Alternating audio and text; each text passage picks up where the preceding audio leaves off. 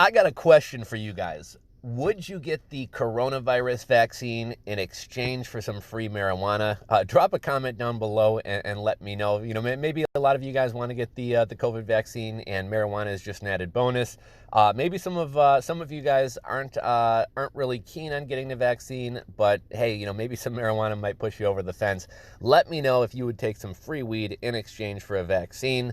So that's what's going on. Activists in D.C. are giving out free marijuana to encourage COVID vaccinations with a Jabs for Joints campaign. So I got to give them some credit for some clever marketing. I like the name Jabs for Joints for Jabs. Activists in Washington, D.C. are announcing plans to hand out free bags of organically grown cannabis outside of coronavirus vaccination centers in the nation's capital.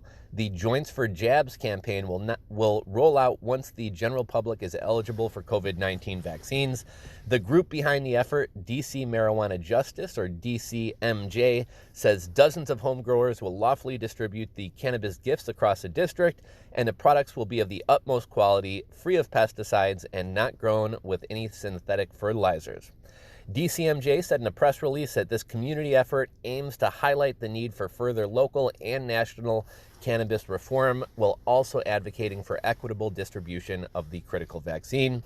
Locations, dates, and hours for the giveaway will be announced later after local government releases information about where the vaccine clinics will be located. And it looks like this is one of their tweets. Let's see, Jabs for Joints will begin when the general public is able to receive their vaccinations. Let's see, we are looking for ways to safely celebrate the end of the pandemic, and we know nothing brings people together like cannabis, Nicholas Schiller, co-founder of DCMJ, said. DCMJ believes that cannabis should be consumed safely and responsibly, and the pandemic has made this incredibly difficult for many adults to share their homegrown cannabis.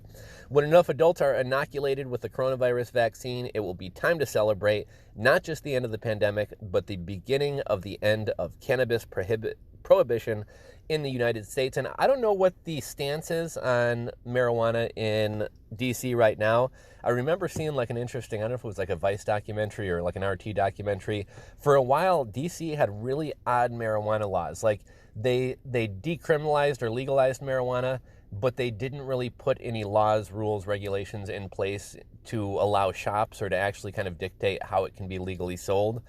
So there was a period of time, and it may actually still be like this, but there was a period of time where basically you couldn't outright sell weed, but you could gift weed. So what people were doing, there would literally be people set up in parks with a table, and you buy a sticker for $60 and you get a free eighth of weed, right? So in reality, you're buying the weed, but technically you're buying the sticker. I'm not sure if it's like that. If there's anybody in DC who kind of knows what the scene is like nowadays, let me know. Drop a comment. Last week, a group of California marijuana businesses sent a letter urging state health authorities to make cannabis industry workers part of the next round of COVID-19 vaccine distribution. Meanwhile, the Joints for Jabs effort in Washington isn't DCMJ's first time pulling a marijuana activism stunt to raise awareness for reform. In 2017, for example, the group passed out more than 10,000 joints at President Trump's inauguration to spread the word about the need for cannabis legalization. Federal legalization hasn't happened yet, through the U.S. House of Representatives did approve a bill in December to deschedule marijuana. It didn't advance in the Senate, however, and so it's expected to be reintroduced this year under a Democratic-controlled Congress. While no legislation is perfect, the MORE Act will address many demands that DC Marijuana Justice has been making for years. Adam Eidinger, the co-founder of DCMJ, said, "We asked Presidents Obama and Trump, and we are now asking President-elect Joe Biden to take executive action on cannabis reform within the first 100 days.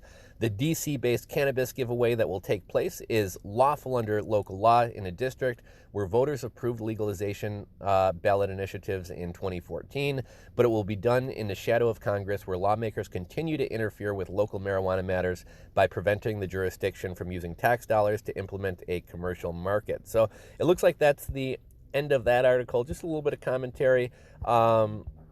So a lot of people are really excited about the marijuana industry and marijuana stocks. Obviously Democrats are thought of as being more marijuana friendly. I really don't think we'll see legalization in the next 4 years. Kamala Harris actually has a history of locking up black men over marijuana, and Joe Biden has kind of hinted that he will decriminalize marijuana, but decriminalization, I guess, well, it's a step in the right direction. It's not the same thing as legalization. It's not going to open up, federal banking to marijuana businesses. It's not going to enable marijuana businesses to buy, sell, and trade product across state lines. So it's really not going to do anything for, I guess, publicly traded marijuana stocks. Maybe it's a little bit good for like local dispensaries and things like that. But even then, the federal government has pretty much been, it's not like it was back in the 90s or even early 2000s where the feds would raid dispensaries in California.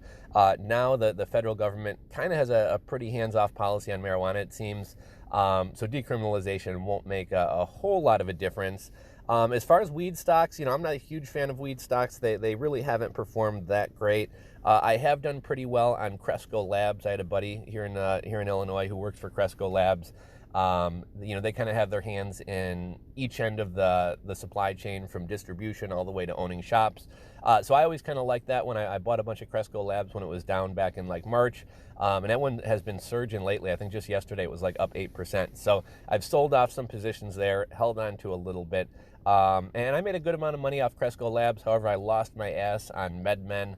So yeah, it's kind of my limited activity in weed stocks. Way back in maybe 2014 or something like that, I was messing with a bunch of weed stocks. But in general, they haven't fared too well. My buddy Icarus asked me the other day, rules for rebels, man, are you an anti-vaxxer? So since we are talking about vaccines in this article, and I'm going to tread carefully because this is YouTube, here's my thoughts on it, right? One thing I really don't like is how, just because you're skeptical or cautious about the coronavirus vaccine, in my mind, it doesn't make you an anti-vaxxer. Right? I think it's funny how we're labeling everybody anti-vaxxers just because they're cautious or hesitant to take a first-of-its-kind vaccine that for the first time started being used in humans just a matter of months ago. I think being cautious or being a little bit skeptical about that doesn't make you an anti-vaxxer. Me personally, I was vaccinated as a kid. I plan on getting my future children vaccinated. So I wouldn't consider myself an anti-vaxxer. I don't plan on getting the COVID vaccine. And a lot of people, a lot of Europeans and other countries look at the U.S. as if we're kind of crazy. I think when I was, if you were born before like 1990 or the 90s, I think you probably got like 6 to 8 vaccines, right? You got like the MRM vaccines, which is what, measles, mumps, and rubella. You probably got smallpox and polio, but that was about all the vaccines you got.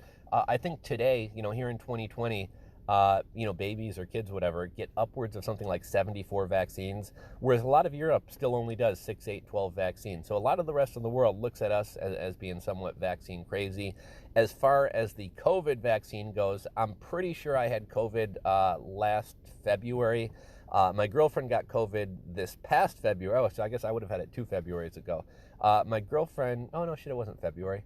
My girlfriend got COVID back in like September. Obviously, we live in the same house. We eat the same food. We use the same bathroom. And I was actually kind of trying to get it from her just because I figured it would really suck for her to have COVID. I'm stuck in the house, quarantining with her for 2 weeks. And then on like the 13th day, I wind up getting COVID. Now I'm stuck in the house for another 13 days. So I was like, if I'm going to get COVID, I'm going to get it right now. And I was with her for a whole week. We were sharing glasses and drinks and things like that. And I didn't get it. So either I have a superhuman immune system or I had COVID back the previous February.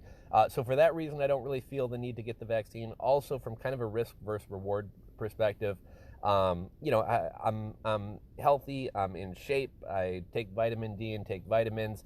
I don't have any pre-existing conditions that I know about. So my chance of dying from COVID is, a fraction of 1%, a hundredth of 1%.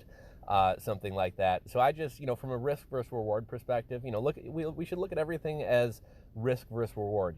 Whether you're buying a business or doing anything else, does the risk outweigh the reward? Is the reward, great enough that it's worth taking the risk? And to me, this vaccine may be perfectly safe. It probably is perfectly safe, but seeing as how I'm not going to die from COVID, I don't see any need to rush out and be one of the first people to take this.